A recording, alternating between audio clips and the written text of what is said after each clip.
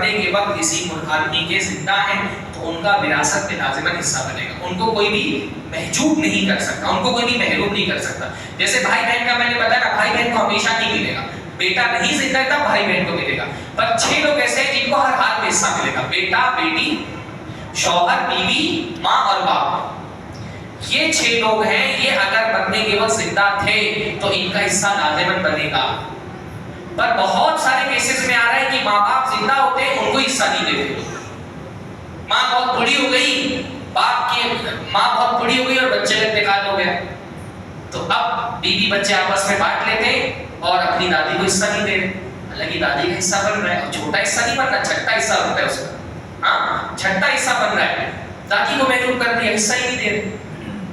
اکثر کیسز میں یہ دیکھنے آتا ہے کہ اگر بیٹے کے پاس بہت مال تھا, جوانی میں اس کی موت ہو گئی اور اس کی ماں زندہ ہے, ماں کو حصہ, بیوی نہیں حصہ دیتی ہے ماں, کیونکہ سارا کنٹرول بیوی کے ہاتھ میں ہوتا ہے. اگر جوانی میں آدمی کی موت ہو گئی ہے تو بیوی ماں کو حصہ نہیں دیتی ہے, کھا جاتی ہے بھوکا بیٹھ کر کے, یا اپنے بچوں کے نام پہ جمع کر لیتی ہے. اور بیچاری کو, عورت بھی بوڑھی ہوتی ہے, اس کو عام طور پہ تو پتہ بھی نہیں ہوتا کہ میرا بھی حق بنتا ہے. ہاں, اور پتہ بھی ہوتا ہے تو بول نہیں پاتی, بہو کے سامنے منہ نہیں کھول پاتی.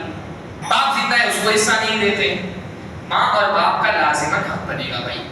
ہاں, کیونکہ ہو سکتا ہے کہ ایک آدمی کی موت ہو گئی اور اس کی ماں زندہ ہے, تو اس کے مال میں سے اس کی ماں کو ملے گا.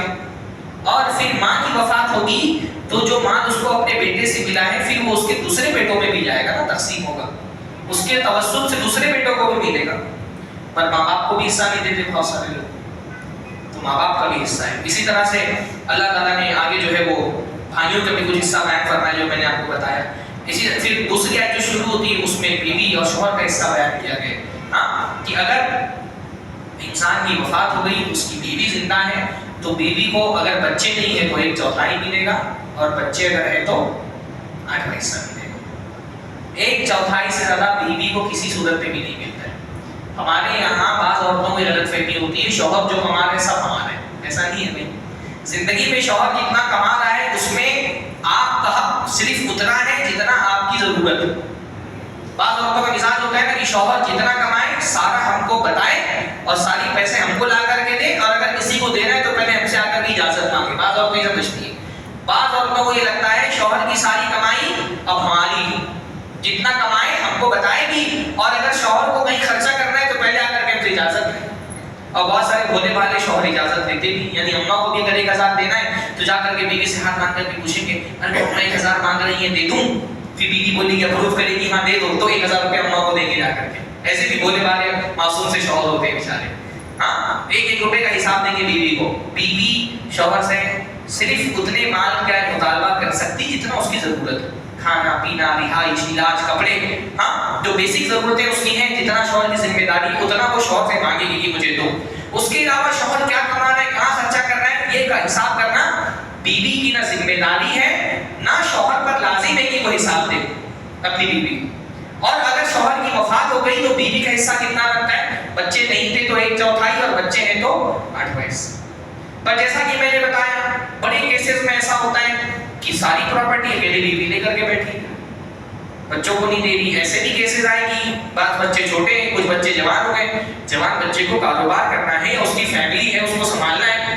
اب وہ چاہ رہے ہیں کہ پراپرٹی میں میرے ابا کا حصہ مل جائے, پر اماں ہی نہیں دے رہی حصہ, کہ میرے اور دوسرے چھوٹے بچے ان کا کیا کر رہے بھائی, وہ ان کی کفالت کرنا, اگر بچے چھوٹے ہیں تو اس کے وارثین کی ذمہ داری ہے, لیکن ایک بچے کا جو حصہ بنتا ہے لڑکے کا, تو اس کا حصہ اس کو دو.